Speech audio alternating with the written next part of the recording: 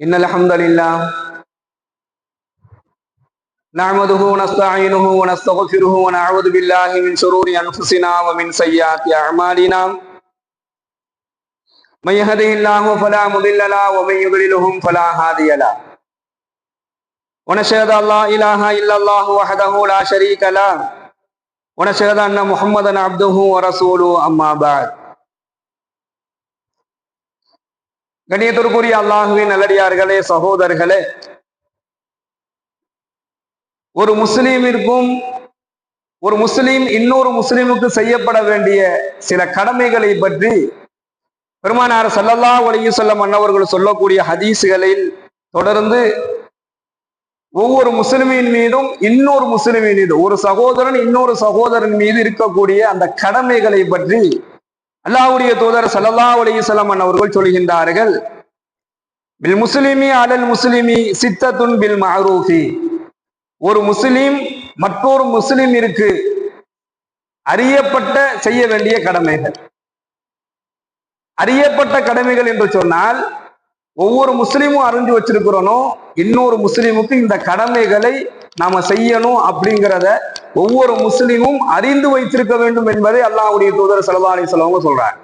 எப்படி நம்ம குடும்பத்துக்கு நம்ம என்ன செய்யணுங்கிறத அறிஞ்சிருக்கிறோமோ, எப்படி உறவுகளுக்கு நாம என்ன செய்யணுங்கிறத அறிஞ்சிருக்கிறோமோ, எப்படி நாம் நம்முடைய தேவைகளை பூர்த்தி செய்வதற்கு நாம என்ன செய்யணுங்கிறத நாம் அறிஞ்சிருக்கிறோமோ, அதே போன்று பில் மஅரூஃபி, இது ஒவ்வொரு முஸ்லீமும் தன்னை போன்ற இன்னொரு முஸ்லிமான சகோதரருக்கு அவர் என்ன செய்யணும் என்பதை அவர் அறிந்திருக்க வேண்டும். அதனாலதான் இதை சொல்றாங்க, சித்தத்தும் பில் மஅரூஃபி, அறியப்பட்ட கடமைகள் என்பதாக அல்லாஹ்வுடைய தூதர் ஸல்லல்லாஹு அலைஹி வஸல்லம் சொல்றாங்க.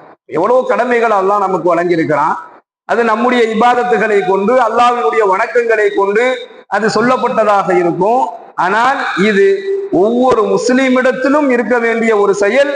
ஒரு முஸ்லிம் இன்னொரு முஸ்லிமுக்கு செய்ய வேண்டிய அந்த கடமைகளை பற்றி அல்லாஹ்வுடைய தூதர் ஸல்லல்லாஹு அலைஹி வஸல்லம் அவர்கள் சொல்கின்றார்கள். அதுல முதலாவது விஷயம் என்ன அப்படின்னு சொன்னா, ஒருவருக்கு ஒருவர் சந்தித்துக் கொள்ளும் பொழுது, ஒரு முஸ்லிமான சகோதரர் இன்னொரு முஸ்லிமான சகோதரரை சந்திக்கும் பொழுது, உங்களுடைய சந்திப்பில் நீங்கள் ஒருவருக்கு ஒருவர் சந்தித்துக் கொள்ளும் பொழுது நீங்கள் சலாம் சொல்லிக் கொள்ளுங்கள் என்பதாக அல்லாஹ்வுடைய தூதர் ஸல்லல்லாஹு அலைஹி வஸல்லம் அவங்க சொல்றாங்க.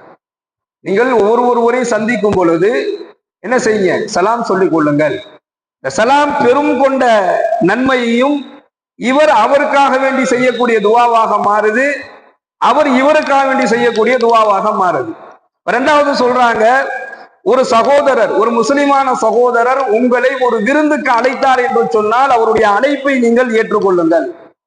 மூன்றாவது சொல்றாங்க, ஒரு முஸ்லிமான சகோதரர் தும்முனார் அப்படின்னு சொன்னா நீங்கள் அவருக்கு பதில் கூறுங்கள், இரஹ்குமுல்லாஹ், அல்லாஹ் உனக்கு அருள் புரிவானாக என்பதாக நீங்கள் பதில் கூறுங்கள். நான்காவதாக சொல்றாங்க, ஒரு முஸ்லிமான சகோதரர் நோயினால் பாதிக்கப்பட்டிருந்தால் உடனடியாக அவருக்கு நீங்கள் நலம் விசாரியுங்கள்.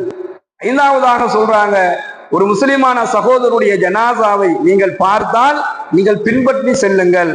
ஆறாவதாக சொல்றாங்க, நீங்கள் எதை உங்களுக்கு விரும்புகின்றீர்களோ அதையே உங்களுடைய சகோதரருக்கும் நீங்கள் விரும்புங்கள் என்பதாக இதை கடமையாக அல்லாஹ்வுடைய தூதர் சொல்றாங்க. இது அறியப்பட்ட கடமைகள். அப்படின்னா இந்த 6 கடமைகளை ஒவ்வொரு முஸ்லிமும் அறிந்து வைத்துக் கொள்ள வேண்டும். சலாம் சொல்றதா இருக்கட்டும், விருந்தினுடைய அழைப்பை ஏற்றுக்கொள்வதாக இருக்கட்டும், அவர் தும்முறதுக்கு நாம் அவருக்கு அல்லாஹ்விடத்துல துஆ செய்யறதாக இருக்கட்டும், நோயினால் பாதிக்கப்பட்டால் நலம் விசாரிப்பதாக இருக்கட்டும், அவருடைய ஜனாசாவை பின்பற்றி செல்வது, நமக்கு என்ன விரும்புகிறோமோ அதையே அவருக்கு விரும்புறது. இது செய்யக்கூடிய செயல்களாக சொல்லவில்லை, இது கடமையாக அல்லாஹ்வுடைய தூதர் சொல்றாங்க. இது ஒரு முஸ்லிம் இன்னொரு முஸ்லிமுக்கு செய்ய வேண்டிய கடமை. இதுல என்ன நிலை ஏற்படும் அப்படின்னு சொன்னா, கண்ணியமிக்க சகோதரர்களே, இஸ்லாத்தை பொறுத்த வரையிலும் இஸ்லாம் எங்கெல்லாம் இருக்குதோ, இஸ்லாமியர்கள் எங்கெல்லாம் இருக்கிறாங்களோ அங்க அல்லாஹ் சொல்லக்கூடிய அந்த அல்லாஹ் காட்டக்கூடிய அந்த கட்டளைகள், அல்லாஹ்வுடைய தூதர் சொல்லிய அந்த வழிமுறைகள் ஒரு சமூகத்தினுடைய ஒற்றுமையை அது ஏற்படுத்தக்கூடியதாகத்தான் இருக்கும். ஏன்னா இஸ்லாம் ஆரம்பத்துல வருவதற்கு முன்னால் மக்காவாசிகளுடைய வாழ்க்கை வேற மாதிரி இருந்துச்சு. இஸ்லாம் வந்ததற்கு பிறகு வேற மாதிரி மாறியது என்பதாக பார்க்கிறோம். கொடூரமான முறையிலும் ஈவு இரக்கம் இல்லாமலும் இருந்த அந்த மக்களுக்கு மத்தியில அன்பு, இரக்கம், பாசம் எல்லாத்தையும் அல்லாஹ்வுடைய தூதர் வந்ததற்கு பின்னால் இந்த மக்காவாசிகள் பெற்றுக்கொண்டார்கள் என்பது நீண்ட மறக்க முடியாத ஒரு வரலாறு. அப்போ சமூகத்தில் அமைதியான சூழலை இஸ்லாம் சொல்லக்கூடிய ஒவ்வொரு கடமைகள், செயல்கள், விதிமுறைகளில் நம்ம நல்லா பார்க்க முடியும். இப்ப இந்த 6 தன்மைகள் ஒரு முஸ்லிம் இன்னொரு முஸ்லிமுக்கு செஞ்சிட்டார் அப்படின்னு சொன்னா என்ன நிலை ஏற்படும்னா, ஒன்று சீரான நெருக்கம் ஏற்படும். ஒரு முஸ்லிம் இன்னொரு முஸ்லிமை பார்த்த உடனேயே அவருக்கு இந்த 6 கடமைகள்ல 6ஐயும் செய்யறாரு, இந்த 6ல 1 செய்யறாரு, 6ஐயும் செய்யறாரு, இல்லைன்னா அந்த 6ல 1 செஞ்சுட்டார் அப்படின்னு சொன்னாலே அதுல சீரான ஒரு நெருக்கம் ஏற்படும். சொந்த உறவுகள் இடத்துல ஒரு பற்று ஏற்படும். யாரோ ஒரு முஸ்லீமுக்கு இந்த 6 விஷயத்தையும் செய்யணுங்கிறது கடமை என்பதாக சொன்ன அல்லாஹ்வுடைய தூதர் உறவுகளுக்கு நாம எப்படி இருக்கணுங்கிறத நமக்கு சொல்லி தராங்க. அப்ப இந்த உறவுகள்ல ஒரு பற்று ஏற்படும். இது ஒருவருக்கு ஒருவர் அன்பை ஏற்படுத்தக்கூடிய ஒரு செயலாக இந்த செயலை நம்ம பார்க்கிறோம். இந்த ஹதீஸ் முஸ்லிம்ல 4367வது ஹதீஸாகவும் புகாரியில 13வது ஹதீஸாகவும் இந்த ஹதீஸ் இடம்பெறுவதை பார்க்கிறோம். இதுல ஆக சிறந்த ஒரு செயலாக அல்லாஹ்வுடைய தூதர் ஸல்லல்லாஹு அலைஹி வஸல்லம் அன்னவர்கள் நோயாளியை நலம் விசாரிப்பதை பத்தி தான் சொல்றாங்க. என்ன காரணம் அப்படின்னு சொன்னா, ஹஸரத்னா ஜாபிர் அப்துல்லா ரலியல்லாஹு அவர்கள் இந்த ஹதீஸ அறிவிக்கிறாங்க. புகாரில 194வது இடமாக இது இடம்பெறுது. அபூ ஹுரைரா அவர்களுடைய வாயிலாக இந்த ஹதீஸ் சொல்லுது. ஜாபிர் ரலியல்லாஹு ஹஸரத்னா ஜாபிர் அப்துல்லா ரலியல்லாஹு அவர்கள் சொல்றாங்க, நான் நோயினால் பாதிக்கப்பட்டிருந்தேன். என் வீட்டுல நான் நோயினால் பாதிக்கப்பட்டிருந்தேன். என்னுடைய வீடு வரையிலும் அல்லாஹ்வுடைய தூதர் நடந்து வந்து என்னை விசாரித்தார்கள். என்னுடைய வீடு வரையிலும் அல்லாஹ்வுடைய தூதர் நடந்து வந்து என்னை விசாரிச்சாங்க. ஒண்ணு.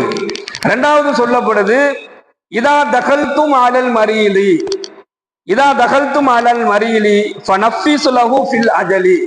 அல்லாஹ்வுடைய தூதர் ஸல்லல்லாஹு அலைஹி வஸல்லம் அன்னவர்கள் பலகீனப்படுத்துறாதீங்க. ஏன்னா ஆல்ரெடி அவர் பலகீனத்துல இருக்கிறார். அவரை மேலும் வார்த்தைகளால் சொல்லால் அவரை பலகீனப்படுத்தாம அவருடைய வாழ்நாளை பற்றி நீங்கள் நம்பிக்கை ஊட்டுங்கள். இதை நம்பிக்கை ஊட்டுறதுனால அவருக்கு என்ன செஞ்சிட போறாரு, அவருக்கு சரியா ஆகுமா ஆகாதாங்கிறது அல்லாஹ்வுடைய கையில இருக்குது. ஆனால் அது அவருடைய மனதுக்கு ஆறுதலை ஏற்படுத்தும் என்பதாக நபிகள் நாயகம் ஸல்லல்லாஹு அலைஹி வஸல்லம் அவர்கள் சொன்னார்கள். அடுத்து சொல்றாங்க, ஒரு விவசாயி தன்னுடைய தோட்டத்துல கனிகளை எப்படி நல்ல விளைந்திருக்கக்கூடிய கனிகளை பறித்து கொண்டே இருப்பாரோ அதே போன்று ஒருவர் ஒரு நோயாளியை நலம் விசாரிக்க சென்றார் என்று சொன்னால் அவர் நன்மைகளுடைய கனிகளை பறித்து கொண்டே இருக்கிறார் என்பதாக பெருமானார் ஸல்லல்லாஹு அலைஹி வஸல்லம் அவர்கள் சொல்லி காண்பிக்கின்றார்கள். நோயினால் பாதிக்கப்பட்ட ஒருத்தர் காலையில பார்க்க போறார். காலையில பார்க்க போனாருன்னா மாலை வரையிலும் 70,000 மாணவர்கள் அவருக்காக வேண்டி பிரார்த்தனை செய்யறாங்க.